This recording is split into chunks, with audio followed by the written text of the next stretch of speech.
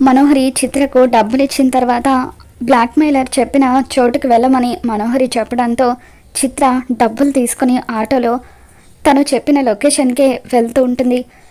మనోహరి ముందుగానే రణవీర్కి చిత్రను ఫాలో అవ్వమని చెప్పడంతో రణవీర్ చిత్రని ఫాలో అవుతూ ఉంటాడు.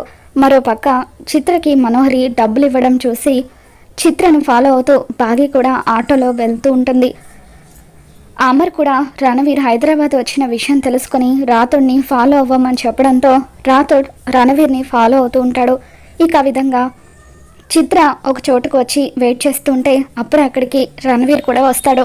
రణవీర్ ఫోన్లో మనోహరికి చెబుతూ ఉంటే అప్పుడు మనోహరి అయితే పక్కగా నన్ను బ్లాక్మెయిల్ చేసింది అదే అని చెప్పి అంటూ ఉంటుంది. రణవీర్ని చూడగానే చిత్ర భయంతో వణికిపోతూ ఉంటుంది. రణవీర్ వెనకాల రాథోడ్ వస్తాడు. ఇక రాథోడ్ అమర్కి ఇన్ఫర్మేషన్ ఇవ్వడంతో అమర్ అక్కడికి వస్తాడు.